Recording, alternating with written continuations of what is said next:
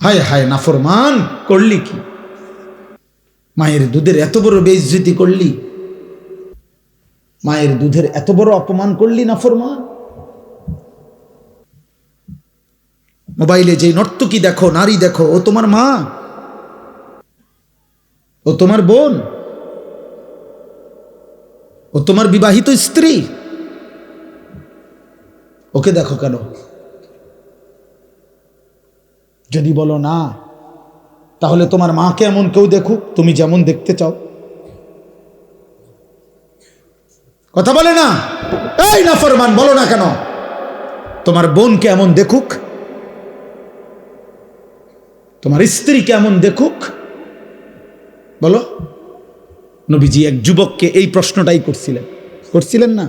নবীর জামানায় এক যুবক বলছিল, ইয়া রাসূলুল্লাহ, আমি জিনা করতে চাই, ইযান লি বিজিনা, আমারে জিনার অনুমতি দেন।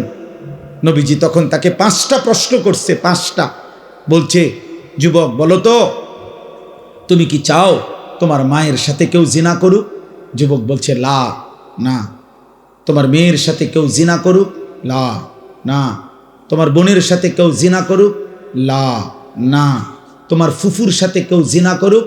লা, না। তোমার খালার সাথে কেউ জিনা করুক? লা ইয়া রাসূলুল্লাহ, না নবী, আমি এটা চাই না, আমি এটা মানি না নবী। আল্লাহ নবী বললেন, ওয়ালান নাসু লা ইউহিব্বুনাহু লিউম্মাহাতিহিম ওয়া বানাতিহিম ওয়া আখাওয়াতিহিম ওয়া আম্মাতিহিম ওয়া খালাতিহিম। তাহলে যুবক, কোনো মানুষও তো চাইবে না তার মায়ের সাথে কেউ জিনা করুক, তার মেয়ের সাথে কেউ জিনা করুক, তার বোনের সাথে কেউ জিনা করুক, তার ফুফুর সাথে কেউ জিনা করুক, তার খালার সাথে জিনা করুক। তাহলে যুবক, তুমি যেই নারীর সাথে হারাম সম্পর্ক করতে চাও, সেও তো কারো মা, কারো বোন, কারো কন্যা, কারো ফুফু, কারো খালা।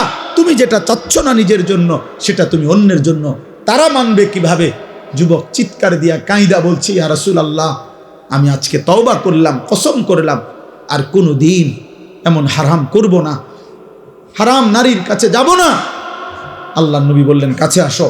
তো যুবককে কাছে নিয়ে নবী তার বুকে হাত দিয়ে আল্লাহ নবী দোয়া করে দিছে, 3টা দোয়া। আল্লাহুম্মা গফির যামবাহু, আল্লাহ আমার এই যুবকের গুনাহগুলো মাফ করে দেন। ওয়া তাহহির কলবাহু, আল্লাহ তার অন্তর পবিত্র করে দেন। ওয়া হাসসিন ফারজাহু, তার লজ্জাস্থানকেও পবিত্র করে দেন। সাহাবারা বর্ণনা করছেন যে আল্লাহর কসম, এই যুবক আর কোনোদিন কোনো ভিন নারীর দিকে তাকায় না। তোমার মাকে দেখো, তোমার বোনকে দেখো। আয-যিনা কারজুন। অনেক নওজোয়ান এত রাত কষ্ট করছো তোমরা, এই জন্য বললাম, এই বন্ধুর কথা মনে রাখো আব্বা। আয-যিনা কারজুন। ইমাম শাফিঈ রাহমাতুল্লাহ আলাইহি বলছেন, ব্যভিচার, জিনা, নারীর সাথে হারাম সম্পর্ক, এটা কর্জ, কর্জ মানে ঋণ, হাওলাত। ঋণ পরিশোধ করতে হয় না? করতে হয় না? কথা বলেন আব্বা, বলো না। ঋণ শোধ করতে হয়নি? কথা বলেন। খোদার কসম, ইমাম শাফিঈ রাহমাতুল্লাহ আলাইহি জামানার শ্রেষ্ঠ মুজতাহিদ ছিলেন তিনি বলছেন, এই নারীর সাথে হারাম যত সম্পর্ক যদি কেউ তওবা না করে আর আল্লাহ যদি মাফ না করে, খোদার কসম তিনি বলছে, হে যুবক, তোমার পরিবারের কাউকে দিয়ে তা শোধ দিতে হবে। আয-যিনা কারজুন, শোধ দিতে হবে, শোধ। তোমার মা শোধ দিবে, এটা তোমার বিবি শোধ দিবে, তোমার বোন শোধ দিবে, তোমার মেয়ে শোধ দিবে। আল্লাহর কসম, এটা কিতাবে আছে, আদ-দা ওয়াদ-দাওয়া কিতাবে আছে। ইমাম ইবনুল কাইয়িম আল জাওজি রাহমাতুল্লাহ আলাইহি লিখছেন, আয-যিনা কারজুন। যদি তওবা না করো, তিনি বলছেন আল্লাহ যদি মাফ না করে, তোমার পরিবারের কাউকে দিয়ে তার শোধ দিতে হবে। ওয়েট, কার জন্যই চুল সাজাইছো আব্বা? এই যে মুশরিকের মতো যারা চুল রাখছো, কাকে দেখাইতা এটা? এই যে সামনের এত বড় চুল, এই ঝাঁকড়া চুল, ডান দিকের এই চুল, বাম দিকের, কোনো নর্তকীরে দেখাইতা? না জোনায়েদ বাগদাদিরে দেখাইতা? কোন রাস্তার বেহায়া নারীকে দেখাইতা? সিনেমার নর্তকীরে দেখাবার জন্য? কোন হারাম অশ্লীল বেহায়া কোন নারীকে? তো ও দেখলো, তো এরপরে কি হবে? এরপরে কি হবে বলো না? বেহায়া নারী, বেপর্দা নারী, মোবাইলের নারী, টিকটকের নারী, সিনেমার নারী, নাটকের নারী, ওর কাছে তো কিচ্ছু নাই, কিচ্ছু নাই। ওর যা ছিল অত টাকার মূল্যে বিক্রি করে দিছে, অত পয়সা মূল্যে জীবন বিক্রি করে দিছে, যৌবন। ওর কাছে আছে কি আর? তুমি আর পাইবা কি সেটা? ও তো তোমার জন্য সাজে নাই, ও তো টাকার জন্য সাজে। ও তোমার জন্য নাচে না, ও টাকার জন্য নাচে। ও তো তোমার জন্য গায় না, টাকার জন্য গায়। ও তোমার জন্য অভিনয় করে না, ও তো টাকার জন্য অভিনয় করে। ও তো নিজেই বলে আমি একজন অভিনয় শিল্পী, আমি মূলত আসল কিছু না, আমি অভিনয় করি, অভিনয় অভিনয়, আমি ধোকা দেই, ধোকা ধোকা। নাকি বলেন ভাই? মুজিব ভাই কর অভিনয়, হে নিজে কয় নাই? সেই তো বলতেছে আমি অভিনয় শিল্পী, আমি অভিনেতা, আমি অভিনেত্রী, মানে আমি অভিনয় করি, আমি ধোকা দেই, আমি আসল না, আমি আসল না। অতএব দয়া করে রাত গভীরে কষ্ট করছেন প্রিয় নওজোয়ান, মায়ের হক আদায় করো, রবের হক আদায় করো। আলহামদুলিল্লাহ রব্বিল আলামিন। আল্লাহ বলছে বান্দা সমস্ত প্রশংসা আমি আল্লাহর জন্য। চারিদিকের যত আয়োজন, সৃষ্টির যত আয়োজন, যেখানে যা, যেখানে যত সুন্দর, যেখানে যত হাসি, যেখানে যত মায়া, যেখানে যত ভালোবাসা, যেখানে যত রূপ, যেখানে সুন্দর, সবই আমার, সবই আমার। ফুল হাসে আমি দিয়েছি, পাখি হাসে আমি দিয়েছি, গাছ সুন্দর আমি দিয়েছি, হ্যাঁ স্ত্রী সুন্দর আমি দিয়েছি, ছোট্ট সন্তান সুন্দর আমি দিয়েছি, চোখের সুন্দর আমি দিয়েছি, হাতের সুন্দর আমি দিয়েছি। গোটা কায়নাত বান্দা আমি আল্লাহ নিজ হাতে ইন্না জাআলনা মা আলাল আরদি জিনাতাল লাহা, জমিনের সব কিছু আল্লাহ বলে বান্দা আমি সৌন্দর্যময় করে আমি বানাইছি, আমি বানিয়েছি, আমি সাজিয়েছি। অতএব সব প্রশংসা আমার, কারণ সবই তো আমার। কার?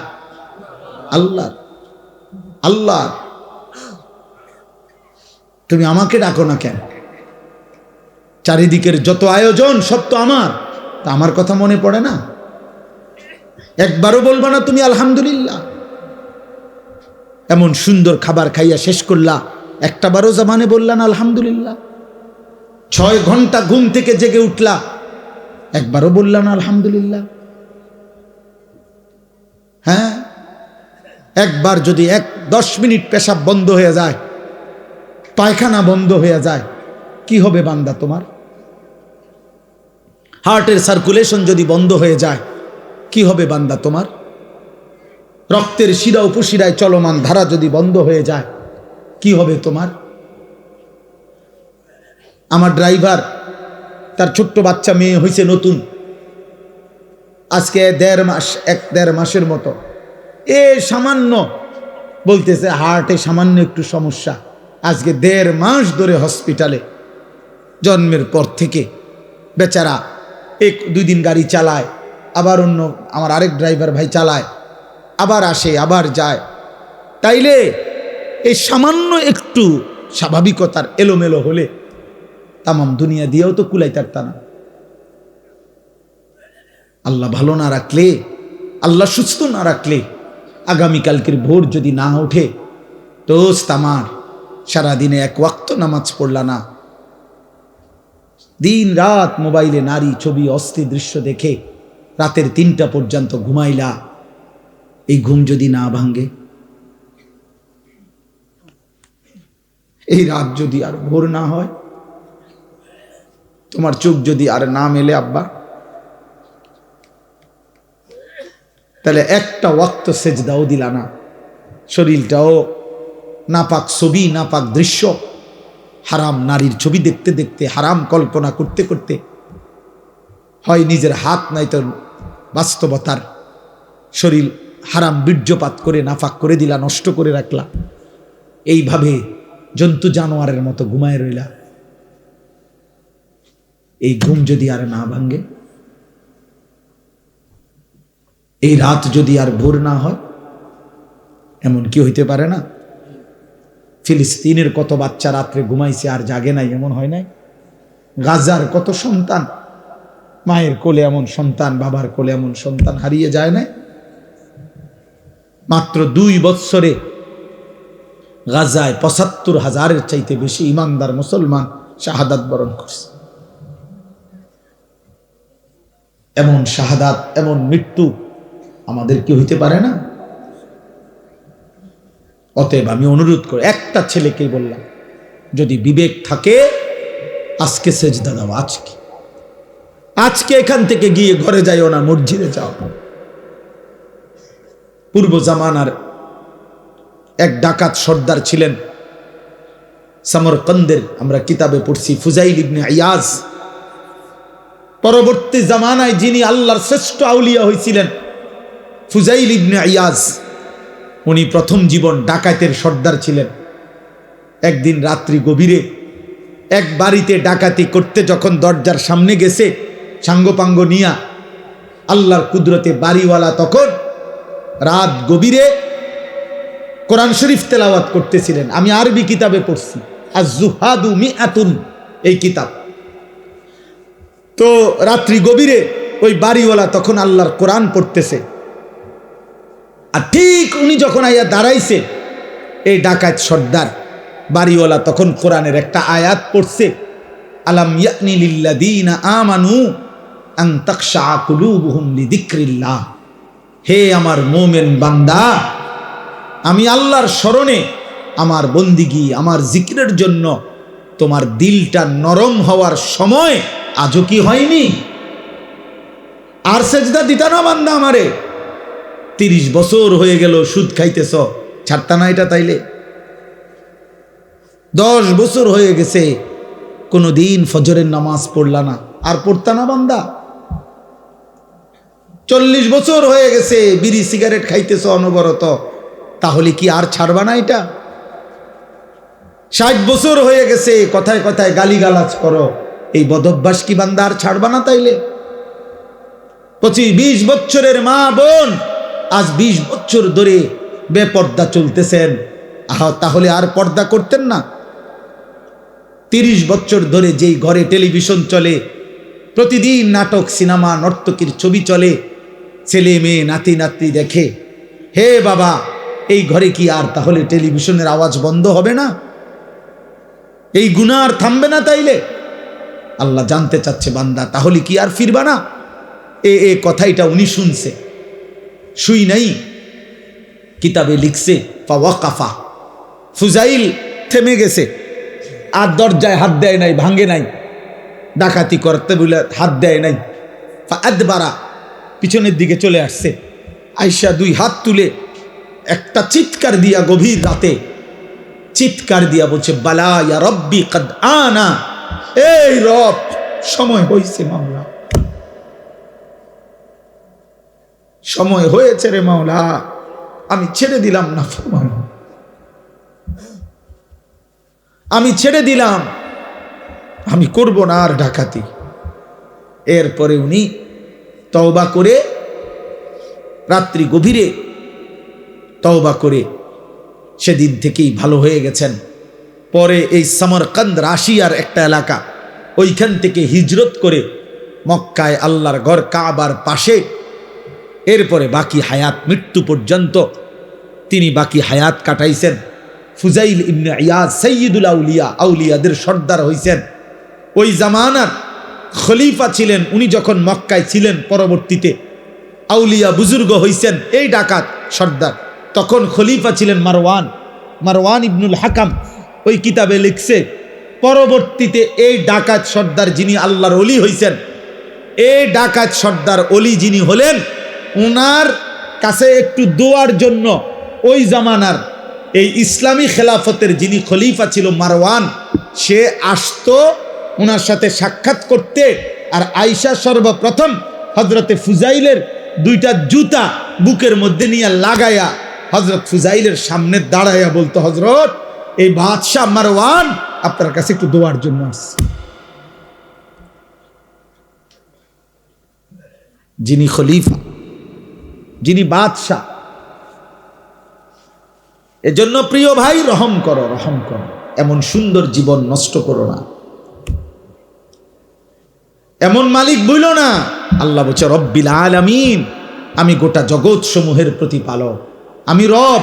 আমি শুধু সৃষ্টিকর্তা না, আমি শুধু বানাইয়া ছেড়ে দেই নাই, আমি লালন করি, পালন করি। আমি রব, আমি শুধু সৃষ্টিকর্তা না, আমি শুধু ছেড়ে দেই নাই, বরং রব বলে কাকে? তাফসীরের মধ্যে আছে তাবলীগু শাইই ইলা কামালিহি শাইআন ফাশাইআন, অনস্তিত্ব থেকে কোনো জিনিসকে অস্তিত্বে এনে প্রতি সেকেন্ড, প্রতি মুহূর্তে পূর্ণতার শেষ পর্যন্ত, চূড়ান্ত পর্যায় পর্যন্ত যিনি তার সকল প্রয়োজন সব অবস্থায়, সে বলুক বা না বলুক, জানুক বা না জানুক, যিনি তার সব প্রয়োজন প্রতি সেকেন্ডে পূরণ করছেন, তাকে বলে রব। আর এটা শুধুই আল্লাহ। আমরা এই পৃথিবীতে ছিলাম না, আমাদেরকে এই পৃথিবীর অস্তিত্বে এনেছেন কে? আনার পরে আল্লাহ আমাদের লালন পালনের দায়িত্ব নিছেন কোন বছর থেকে? 4 বছর বয়স থেকে। কথা বলে না। আবার দায়িত্ব ছেড়ে দিবেন কোন বছর? 40 বছর পর না, প্রথম অস্তিত্বের প্রথম সেকেন্ড, সেদিনও তিনি রব। আমার মৃত্যুর শেষ সেকেন্ড, সেদিনও তিনি আমার রব। আল্লাহ বলে, বান্দা তুমি বলো কিংবা না বলো, তোমার বাপ অভিমান করতে পারে, তোমার মা কখনো রাগ করতে পারে, আমি মালিক তোমারে ছেড়ে দেব না। তোমার যা দরকার তুমি আমারে ডাকো বা না ডাকো, সেজদা দাও বা না দাও, ঈমান আনো আর কুফরি করো, গোলামি করো আর নাফরমানি করো, আমি তোমাকে দিয়েই যাব, আমি তোমাকে খাওয়াইয়েই যাব, আমি তোমাকে পান করাইয়েই যাব। আমার আসমান থাকবে, আমার জমিন থাকবে, আমার সূর্য উঠবে, আমার চাঁদ উঠবে, আমার রোদ আসবে, আমার বৃষ্টি আসবে, আমার রাত আসবে, আমার দিন আসবে, আমার সৃষ্টি জগৎ, আমি খাবারের ব্যবস্থা করব, আমি রিজিকের ব্যবস্থা করব, আমি সব ইন্তজাম করে, আমি না রব? আমি তোমারে রাখবো, লালন করব, পালন করব। কেন? আর রহমানির রাহিম, আমি ভীষণ দয়ালু। যারে আমি বানাইছি তারে আমি ভেঙে দেই কেমনে? যারে আমি বানাইছি তারে আমি ধ্বংস করি কেমনে? যারে আমি বানাইছি তারে আমি আসার দেব কেমনে? যারে আমি বানাইছি তারে আমি ছুঁড়ে ফেলে দিব কেমনে? আমি না রহমান, আমি না রাহিম, আমি না ভীষণ দয়ালু, আমি না দয়াবান? হ্যাঁ, এজন্য আমি দুনিয়া তো দেব, খাওয়াবো, পড়াবো, দুনিয়া সংসার সব প্রয়োজন পূরণ করব। তবে বান্দা মনে রেখো শুধু একটা কথা, আমি কিন্তু আজ দুনিয়ায় যা দিচ্ছি আগামী দিন আখিরাতে তা হিসাব নেব। মালিকি ইয়াউমিদ্দিন। তুমি যেটা বুঝছো এটা না বান্দা, তুমি মনে করছো যেই রঙে ভাত খাও। আমার এক পরিচিত জন, আমার একজন পরিচিত বাচ্চা বয়সী, তো তার মা আপনার 20 টাকার নতুন 100টা না কয়টা 50টা নোট একটা বইয়ের ভিতরে বুড়ি এমনি রাইখা দিছে ঘরে, উনি নতুন নোট মানে এবুড়িরই ফুট আপনার। হে 2 দিন পর পর এন থেকে একটা নোট নেয়, নিয়ে খরচ করে।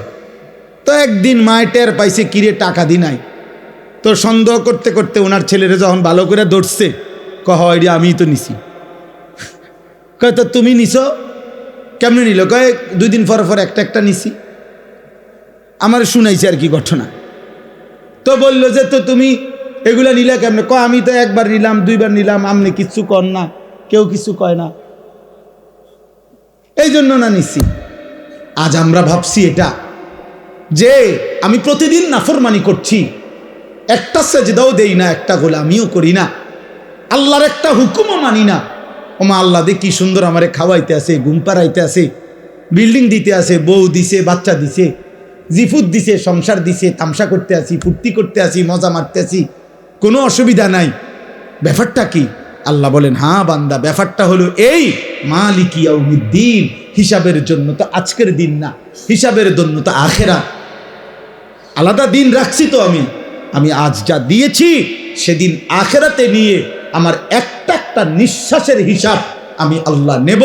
আমার এক এক লোকমা খাবার, আমি এক এক ঢোক পানি, আমার চোখের পলক, আমার কায়নাতের যত কিছু দিয়ে তোমাকে উপভোগ করাইছি, আমি তার হিসাব নেব, হিসাব নেব, হিসাব নেব। আমি বাদশাহ, আমি রাজা ধীরাজ, আমি মালিক, আমি কিয়ামত দিবসের বিচার দিবসের মালিক।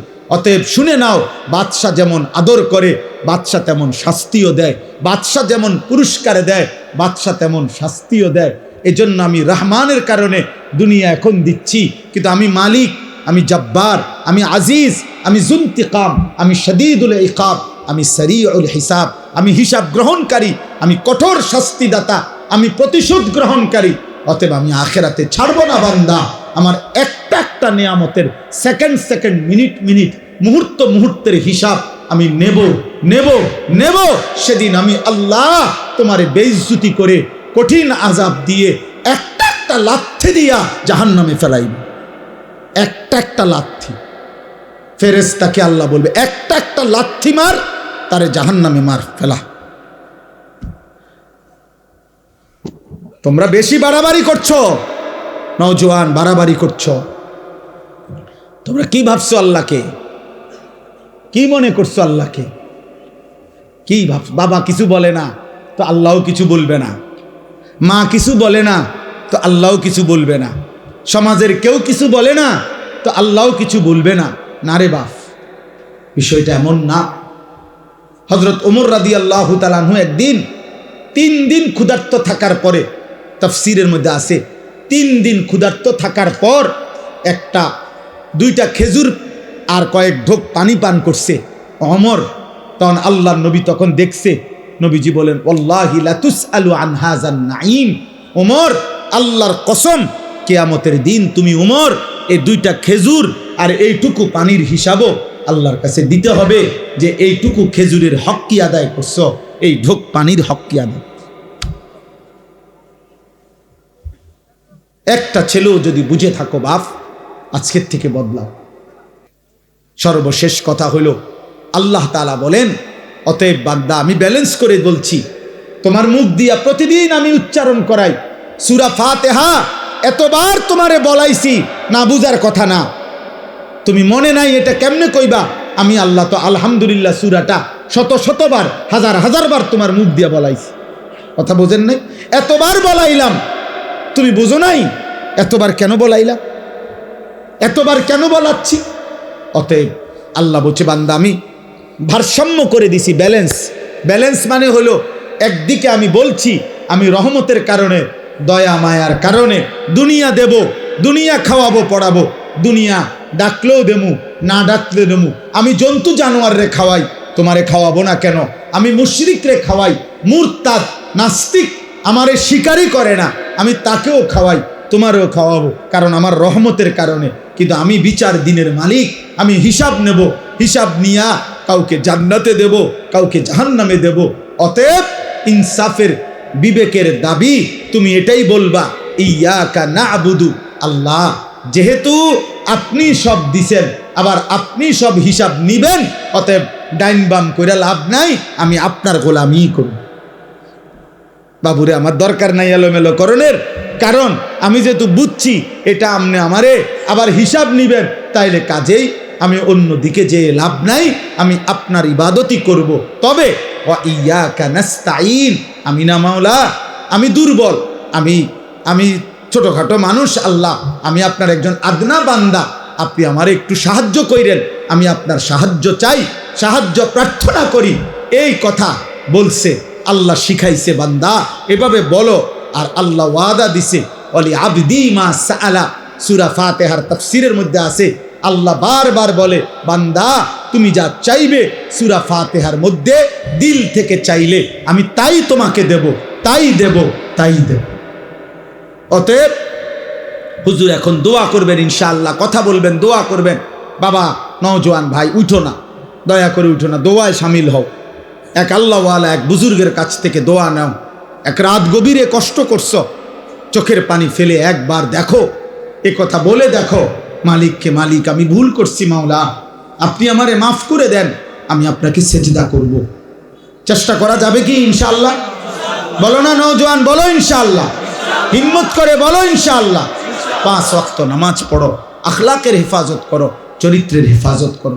আল্লাহর কথা কম শুনলেও নেকি, বেশি শুনলেও নেকি।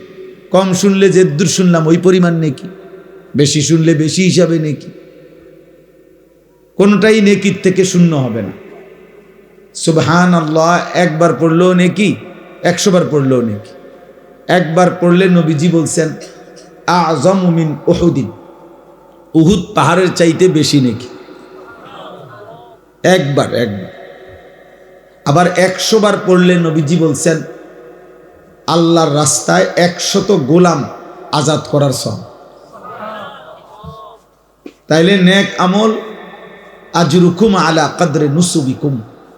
নবী সাল্লাল্লাহু আলাইহি সাল্লাম বলেন তোমাদের পরিশ্রম অনুপাতে তোমাদের নেকি।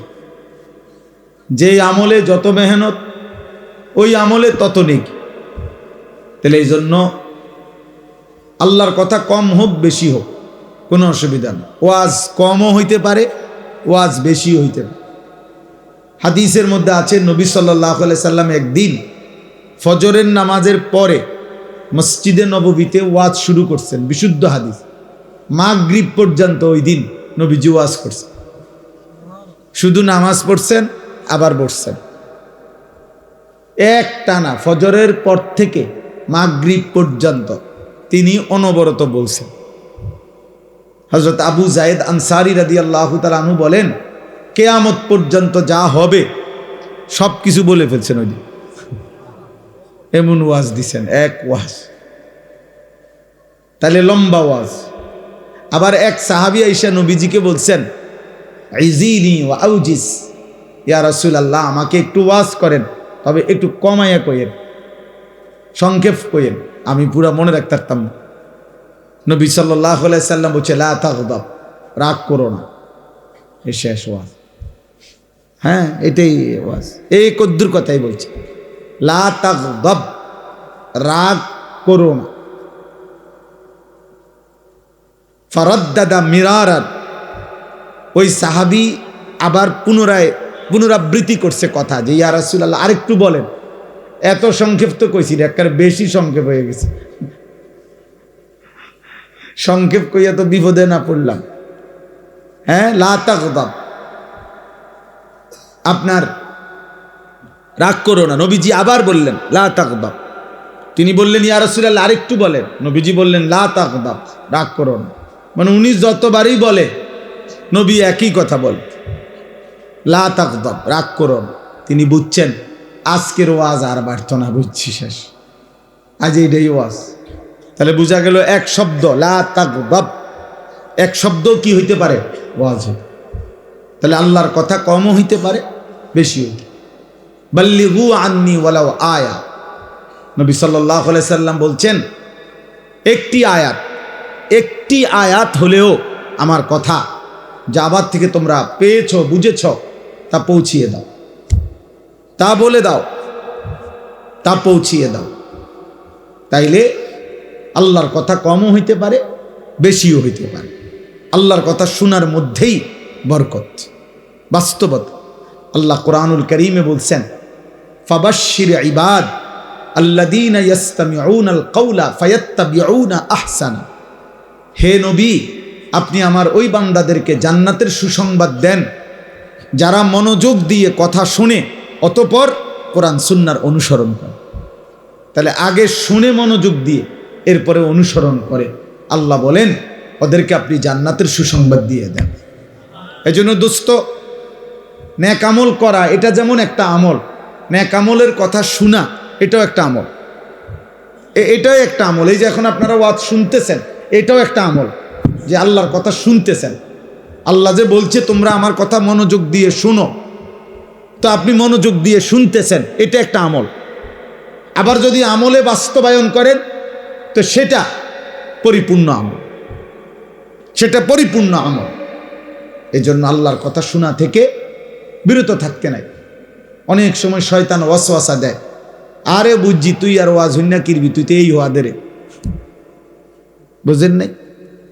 তুই আর কি, তুমি দেখছি আজ যে 6 বছর ধরে তো ওয়াজে হনো, কই তুমি যেরুম আছে এমন না। না, মানুষের প্রত্যেকটা নেক কথা কোরআনের প্রতি কথা খোদার কসম এটা দিলে আসর করে।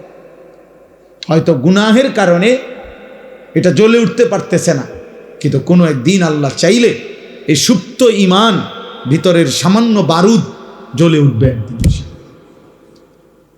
কোনো এক কথায়, কোনো এক বাক্যে, কোনো এক শব্দে আল্লাহ চাইলে কারো জিন্দিগি বদলে যাবে। মূলত হেদায়েত, জীবনের পরিবর্তন এ তো আল্লাহর হাতে। এটা তো মূলত আল্লাহর হাতে। কোনো বক্তা, কোনো ওয়াইজ, কোনো নবী, কোনো আউলিয়া কারো হাতে না। এজন্য নবীজি সাল্লাল্লাহু আলাইহি সাল্লাম নিজেই বলে নিতেন আগে যখনই নসিহত করতেন। তো আমরা যে হুজুররা খুতবা পড়ি, ওয়াজের শুরুতে বৈশা আমরা একটা খুতবা পড়ি না যে এখন পড়লাম, আলহামদুলিল্লাহি নাহমাদুহু ওয়া নাস্তাঈনুহু ওয়া নাস্তাগফিরুহু। এটা কি খবরের কাগজ পড়ি নাকি? না, এটা নবী সাল্লাল্লাহু আলাইহি সাল্লামের সুন্নাত, এটা তিনি পড়তেন। তো এখানেই নবীজি আগে নিজেই কথা ভাঙ্গা লইতেন, মানে নিজেই আগে কথা পরিষ্কার করে নিতেন যে শুনেন, ওয়াজ করমু ঠিক আছে, তবে এটা মনে রাখবেন, মান ইয়াহদিহিল্লাহু ফালা মুদিল্লা লাহু ওয়া মান ইউদ্লিলহু ফালা হাদিয়া লাহু। আল্লাহ যাকে হেদায়েত দিবেন তাকে কেউ পথভ্রষ্ট করতে পারবে না, আল্লাহ যাকে পথহারা করে দিবেন তাকে কেউ হেদায়েত দিতে পারবে না। তার মানে আমি বলা দায়িত্ব, কিন্তু মূল ফয়সালা কোথায়? আসমান। মূল ফয়সালা আল্লাহর কাছে, আল্লাহর কাছে, আল্লাহর কাছে। হযরত ওমর রাদিয়াল্লাহু তাআলা আনহু তিনি রওনা দিছেন নবীজি সাল্লাল্লাহু আলাইহি সাল্লামের গর্দান নেওয়ার জন্য, তরবারি হাতে, প্রচণ্ড উত্তেজিত, রাগান্বিত, হাতে খোলা তরবারি, কলিজার ভিতরে কুফরি, নবীর প্রতি প্রচণ্ড গোস্বা, উন্মুক্ত তরবারি। এই অবস্থায় আল্লাহ বলছেন আমি হেদায়েত দেব। আপনি যদি বলেন এটা বুঝে একটা কথা হইলো, এটা বিচারের কথা হইলো, আপনি এর কি বুঝে হেদায়েত দিবেন? তে যায় কোন দিকে আপনি বোঝেন না? আল্লাহ বলবেন আমার ইচ্ছা, তোমার সমস্যা কি? তোমার অসুবিধা কি? আমি হেদায়েত দেব। তো ঠিকই আল্লাহ এই চলার পথেই, ওই দিনেই, এই তরবারি হাতেই, এই রাগান্বিত অবস্থাতেই ওমরকে হেদায়েত দিছেন। তো ওমর কালেমাওয়ালা হয়ে গেছে। আবার আবু তালেব, নবীজির আপন চাচা, নবীর দাদা আব্দুল মুত্তালিব, তিনি উনার হাতে তুলে দিয়ে গেছিলেন নবীজিকে, নবী সাল্লাল্লাহু আলাইহি সাল্লামকে 12 বছর বয়সে অথবা 8 বছর বয়সে, তো ধরে নিলাম 12 বছর। এই 12 বছর বয়সে নবীজির দাদা আব্দুল মুত্তালিব আবু তালেবের হাতে নবীজিকে তুলে দিছিলেন। বলছে আমার নাতি, বাবা হারা এতিম নাতি তোমার হাতে তুলে দিলাম। আমার নাতির বাবা মারা গেছেন আব্দুল্লাহ, অতএব তুমি সন্তানের কাছে আমি আমার নাতিকে দিয়ে গেলাম। এই যে দিয়ে গেছে নবীজিকে আবু তালেবের হাতে, নবীজি সাল্লাল্লাহু আলাইহি সাল্লামের বয়স যখন 50, তখন আবু তালেব ইন্তেকাল করছে। তো 12 থেকে 50 মোট 38 বছর, এক টানা 38 বছর প্রতিটা সুখে দুঃখে জীবনের 38 বছর এক টানা নবীজির পাশে ছিলেন, আদর করছেন, সোহাগ করছেন, আশ্রয় দিছেন, ভালোবাসা দিছেন, সার্বিক তদারকি করছেন এই আবু তালেব। এর মধ্যে ইসলাম প্রচারের পরেও আরো 10 বছর, কারণ নবীজির ইন্তেকাল, আরে নবীজির বয়স যখন 50 তখন তিনি ইন্তেকাল করছেন।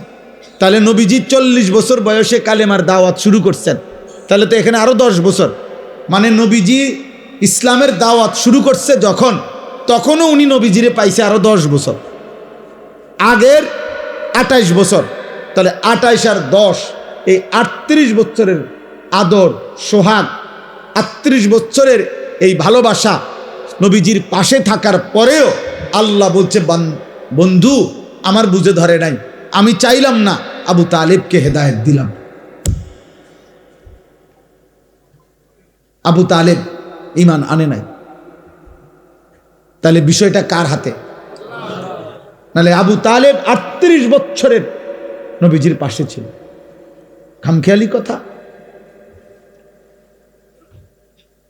অতএব এটা বোঝা উচিত, এটা বোঝা উচিত আমাদের দোস্ত। এই জন্য প্রত্যেকের প্রতি আমরা আশাবাদী, কে কখন বদলাবে কে কখন আল্লাহর পথে আসবে, কে কখন আল্লাহর দ্বীনের জন্য জান প্রাণ কোরবানি করবে, সে রবের ফয়সালা। হতাশ হই না কখনোই।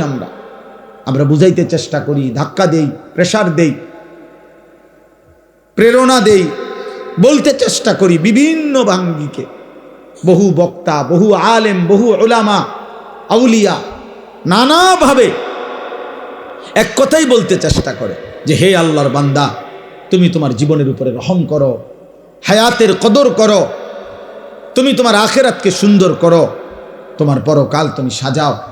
দুনিয়া তুমি না চাইলেও পূরণ হয়ে যাবে, দুনিয়া না চাইলেও পূরণ হয়। খোদার কসম, প্রত্যেকটা মানুষ এ কথা ইয়াকিন রাখবেন, দুনিয়া আমার আপনার জন্য যাটুকু বরাদ্দ তা পৌঁছবেই,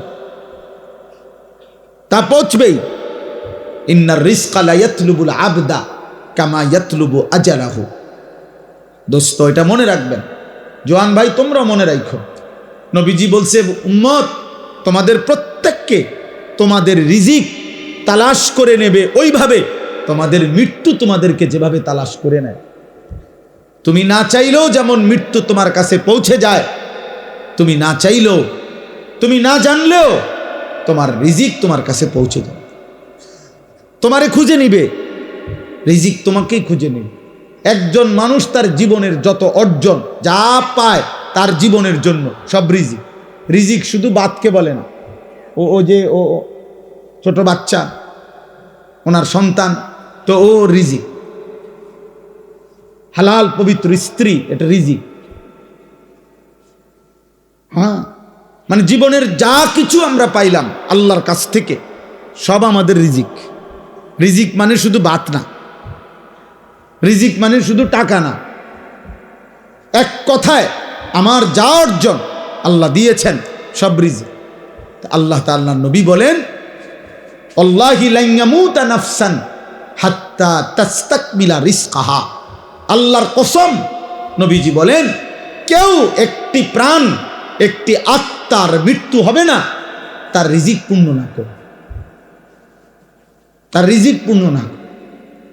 আজকে অসংখ্য বাবা মা, অভিভাবক আপনার চোখের সামনে আপনাদের ছেলে মেয়েদেরকে শুধুমাত্র ফিকির করছেন, আপনি বাবা ও আপনার ছেলে, মা ও আপনার সন্তান। বাবা মা আর সন্তানের সাথে সম্পর্কের ভিত্তি উপার্জন। উপার্জন। বাবার একটাই ফিকির, বয়স হয়ে গেছে, এখনো টাকা রোজগারের কোনো বুঝ হলো না, তাড়াতাড়ি হয় বিদেশ পাঠাও, নইলে কিস্তিতে পারো, সুদে পারো, 2 নম্বরই করে পারো, 6 নম্বরই করে পারো, কোনো না কোনোভাবে ফুলাটার একটা লাইন ধরায় দাও। লাইন মানে টাকা, লাইন ধরায় দাও মানে টাকা। 12 লাখ টাকা লাগবো ইটালি, কোনো অসুবিধা নাই। কোন দিন? সর্বোচ্চ 12 দিন সময়। চাচাই ঠিকই জমি বেচ চালাইছে 6 লাখ টাকা, 3 লাখ টাকা সুদে নিছে, 3 লাখ টাকা কিস্তিতে নিছে, নিয়ে 12 লাখ টাকার ব্যবস্থা 12 দিনের মধ্যে ব্যবস্থা হইয়া ফুতে ফ্লাইট হয়ে গেছে। মানুষের দ্বারে বলে দিছে, খাস করে দোয়া করবেন, আল্লাহ আল্লাহ করে ফোলাগারে বিদেশ পাঠাইছে। অথচ সামনে তো আল্লাহ আল্লাহ করে পাঠান নাই, সুদে না পাঠাইছে। আমনে তো আল্লাহ আল্লাহ করে পাঠান নাই, কিস্তিতে পাঠাইছেন, হারাম দিয়ে। হারাম কেন হারাম নিলেন? আমনে লুভি, দুনিয়া লুভি, আমনের সম্পদ লুভি। আমনের ফুতে বুঝছেন, আমনও বুঝছেন না আর কি। আমনের কলজার ভিতরে হইল ছেলে আমার টাকা উপার্জনের মেশিন, ওরে দিয়া আমি যদি টাকা রোজগার করতে পারি তাহলে বিল্ডিং করতে পারবো, জমি কিনতে পারবো, দুনিয়া ভোগ করতে পারবো। আখেরাত আপনিও ভুলে গেছেন, আখেরাত আপনার সন্তানও ভুলে গেছে। নাহলে ইমানদার মুসলমান, কোন মুসলিম বাবা ইমানদার 1000 বার পৃথিবী থেকে জান যাবে কিন্তু হারাম তো নিতে পারে না, হারাম তো নিতে পারে না।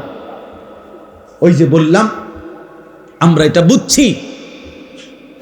বুঝছি যে সন্তানের টাকা পয়সা, সন্তানের কামাই রোজগারির ব্যবস্থা করা এটা আমি বাবার একক দায়িত্ব। এটা আল্লাহ পারবে না। আল্লাহ ছোটবেলায় মার মুখ থেকে দুধ পান করাইছে, এটা যদিও পারছে, ছোট্ট থাকতে পারছে, আল্লাহ 16 বছর 18 বছরের সন্তানকে আর লালন পালন করতে পারবে না।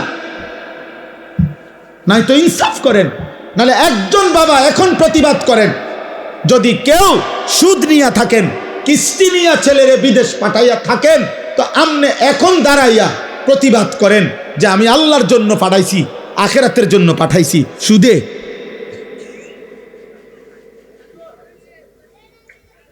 বলেন, এখন প্রতিবাদ করেন, এখন বিচার হইব আমার। কিস্তিতে টাকা নিছেন কেন? তাইলে সুদে টাকা নিলেন কেন? আপনি বুঝছেন ওর দুনিয়া যদি আমি না চালাই, আল্লাহ চালাইতে পারবেন। আর কোনো কারণ নেই।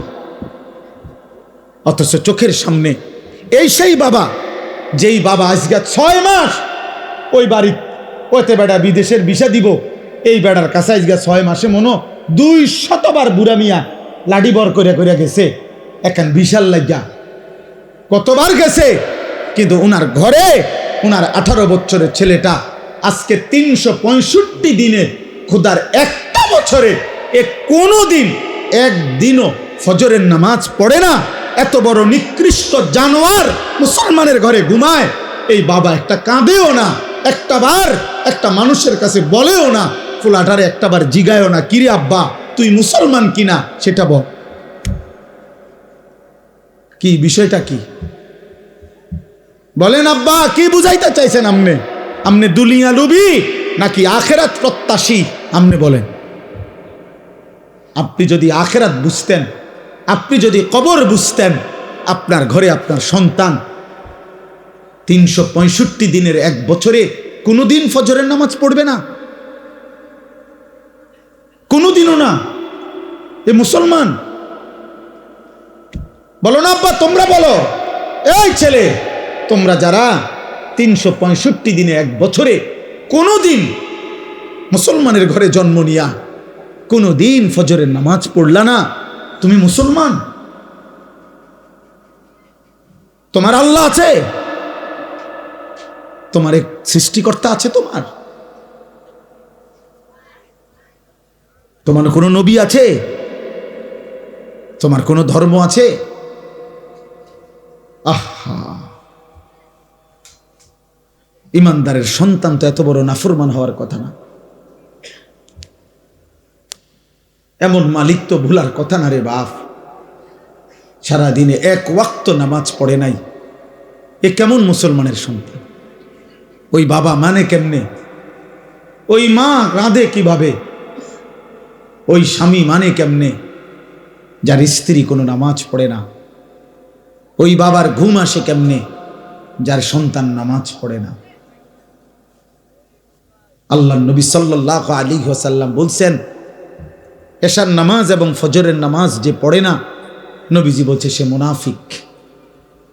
একাধিকবার বলছে নবী, একাধিক হাদিসে নবীজি বলছে সে মুনাফিক, মুনাফিক, মুনাফিক।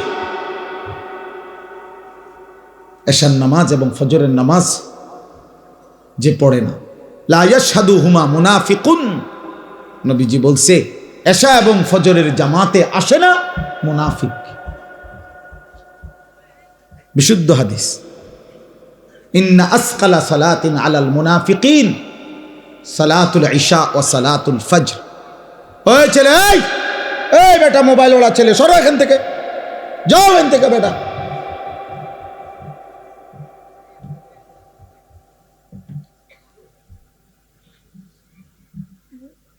জি, একজন শুনলো কোনো সমস্যা নাই, একজনের জন্যই বললাম। আমি তো ভোটে দাঁড়াইছি না যে সবার সমর্থন আমার দরকার, আপনাদের প্রত্যেকের একটি ভোট আমার দরকার। এবার আপনি খারাইয়া মতেন আর বইয়া মতেন, এটা দেখার বিষয় না। আমার ভোট দরকার না, না আসি নাই, আল্লাহর কথা বলতে আসছি, আখিরাতের জন্য আসছি। তোমরা একটা ছেলে বলো আব্বা বিষয়টা কি, কি বুঝাইতে চাচ্ছ? আমি দাঁড় করাই এই এখন এখানে যদি 200-400 ছেলে বসে থাকো, যদি তোমরা 300 ছেলে হও, 500 ছেলে হও, 200 ছেলেও যদি হও, তো তোমাদের অধিকাংশ ছেলে বেনামাজি, চেহারা দেখলেই বোঝা যায়। এমন পাষাণ হইলা কেমনে বাপ? এমন মালিক রে সেজদা দিলা না কেমনে? একজন বক্তার চেহারা দেখে কি হবে আব্বা? অন্ত দেখলা ভাইয়া, আমি হাত জোড় করে বলি, নওজওয়ান, আমার তো দেখছো আমি আসছি, খালাস, দেখা তো হইছে, চেহারা তো দেখলা, অতএব বেনামাজি, এবার তুমি চলে যাও, আমি অনুমতি দিলাম, যাও বাবা, চলে যাও। যার কপালে সেজদা নাই, একটা সেজদা যে দিল না, ও তো আল্লাহর দুশ্মন, ওর ভালোবাসা দিয়ে আমি করবো কি? আমার লোকের ছবি উঠাইবা, আমি আসি, ছবি উঠাও, ছবি উঠাইয়া ফেসবুকে দাও, কোনো বিবেকবান মানুষ বলবে, হে যুবক, হয় তুমি হুজুরের মতো না হুজুর তোমার মতো, বলো একটা করো, হয় হুজুরকে তোমার দিকে নাও, নয়তো তুমি হুজুরের দিকে আসো, একদিকে হও। বলবে না? কথা বলে না, বলবে না? বলো না বাপ। অতএব আমি এটা বুঝাইতে চাইলাম, আপনাদের বাবাদেরকেও বললাম, আজ স্বার্থপর মা বাপ শুধু সম্পদের হিসাব মিলাইতেছেন। আপনার চোখের সামনে 20 বৎসর যার স্ত্রী পর্দা করে না, এটা কোনো বেডই? তুমি বেটা কোনো স্বামী বেটা, কাপুরুষ তো এত কাপুরুষ হয় না বেটা। মুসলমান তো দূরে থাক, আত্মমর্যাদা যার আছে, আত্মসম্মান, আত্মবিবেক, তার স্ত্রী বিউজি, বেটি আমার বউ, আমি বিবাহ করলাম, হালাল পবিত্র স্ত্রী আমার, উমার রং চায় রাস্তার বেড হইত, উমা এটা কিতা, আমনি কিতা, আমনি প্লাস্টিক নি, আমনি কিতা আসলে, আমি এটা কি জাতের বেড হইতাম না? আপনার গায়রতে লাগে না? আপনার প্রেস্টিজে লাগে না? আত্মসম্মানে লাগে না? আত্মসম্মান মানুষের শ্রেষ্ঠ নিয়ামত, গায়রত। এটাকে অহংকার বলে না, এটাকে বলে আত্মসম্মান। অর্থাৎ আমার ধর্মের একটা ইজ্জত আছে, আমি এক রবের গোলাম, আমি এক নবী মুহাম্মদ সাল্লাল্লাহু আলাইহি সাল্লামের উম্মত। নবীজির একজন সাহাবী, মাত্র 16 বছর বয়সের যুবক কিশোর, মুসাইলামা কাজ্জাব, মিথ্যা নবী দাবিদার, ওনাকে আটকাইছিল। ভণ্ড এই পৃথিবীতে প্রথম যে ব্যক্তি নিজেকে মিথ্যা নবী দাবি করছিল, নবীজির জামানার শেষে, ইন্তেকালের পূর্ব মুহূর্তে, মুসাইলামা, এই নিকৃষ্ট কাফের বেঈমান নবীর ওই সাহাবী, কিশোর সাহাবীকে আটকায় ফেলছিল, বন্দি করে বলছিল, তুই শুধু একবার বলবি আমি মুসাইলামা আল্লাহর নবী। উনি বলছে, আমি 1000 বার বলবো আনতা কাজ্জাব, তুমি মিথ্যাবাদী। বাল মুহাম্মাদুন রাসূলুল্লাহ, বরং মদিনার বন্ধু আমার মুহাম্মদ, তিনি আল্লাহর রাসূল। আমরা কিতাবে পড়ছি, মুসাইলামা এই সাহাবী 16 বৎসরের, এই বাবা শোনো, 16 বৎসরের এই সাহাবীকে শরীরের একটা একটা অংশ টুকরা টুকরা করে কাটছে, হাত, নাক, চোখ, কান, জিহ্বাটা কাইটা, সারাটা শরীর কাইটা কাইটা। খোদার কসম, আমি উর্দু কিতাবে পড়ছি, এভাবে গোশতের টুকরা যেভাবে পিস পিস করে, এরকম গোশতের টুকরার পিস পিস করে এরপরে ছিন্ন ভিন্ন করে ছিটাইয়া ফেলে দিছে, ওনাকে শহীদ করে দিছে। আল্লাহর কসম, এই খবর যেদিন মদিনায় ওনার মার কাছে আসছে, মা উম্মে আম্মারা, ওই মাও মহিলা সাহাবী ছিলেন, হাবিব ইবনে জায়েদের মা উম্মে আম্মারা, এই মহিলা ওনার কাছে আইসা সাহাবীরা অন্যরা বলছে, মা তোমার সন্তান হাবিব, ওরে মুসাইলামা ভণ্ড বেঈমান হত্যা করছে, শহীদ করছে, তোমার সন্তানের একটা একটা টুকরা শরীর পিস পিস করে করে ফেলছে, কিন্তু তোমার সন্তান শেষ মুহূর্ত পর্যন্ত নবী মুহাম্মদকে রাসূল বলছে, আর ওরে মিথ্যাবাদী বলছে, কাজ্জাব বলছে, কাজ্জাব। আল্লাহর কসম, ওই মা একটা চিৎকার দিয়া বলছে, লিহাযাল ইয়াউম আরদাতুহু, মদিনাবাসী, এমন একটা দিনের জন্যই আমি আমার সন্তানকে বুকের দুধ পান করাইছি। আমার সন্তান আমার বুকের দুধের হক আদায় করছে। আমি 2 বৎসর বুকের দুধ পান করাইয়া, আমার দিলের স্বপ্ন ছিল সন্তান আমার আল্লাহর জন্য জান দেবে, আমার রসুলের মহব্বতে জীবন দিবে।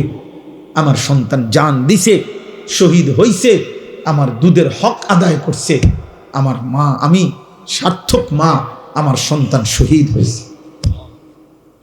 আজকে তোমরা যুবক যারা, তুমিও একবার বলো তো তোমার মারে এখন জিগাইবা যাইয়া, তোমাদের যাদের মা আছে, যে মা 2 বছর আপনি বুকের দুধ আমারে পান করাইছেন, কতবার আমারে বুকে, ওই যে দেখেন উনি ওনার সন্তানকে বুকে জড়ায় রাখছে। এইভাবে প্রতিটা সন্তান বাপ তোমাকে তোমার মা 1000 বার 1,00,000 বার বুকে জড়ায় রাখছে, কতবার আদর করছে, চুমা দিছে গালে মুখে, গালে মুখে। সেই ছোট্টবেলায় বাবা কতবার আদর করছে, কত জনের দেখাইছে আমার ছেলেটার একটু হাত মুছা দেন, দোয়া করে দেন, আল্লাহ যেন আমার ছেলেটারে মানুষ বানায়। কত মা কত স্বপ্ন দেখছে, খালার কোলে দিছে, ফুফুর কোলে দিছে, দাদির কোলে দিছে, নানির কোলে দিছে, ওই ঘরের মার কোলে দিছে, বুবুর কোলে দিছে, আমার বাচ্চাটারে দোয়া করে দেন, দোয়া করে দেন, বলে দেন, মুছে দেন, ছুঁয়ে দেন।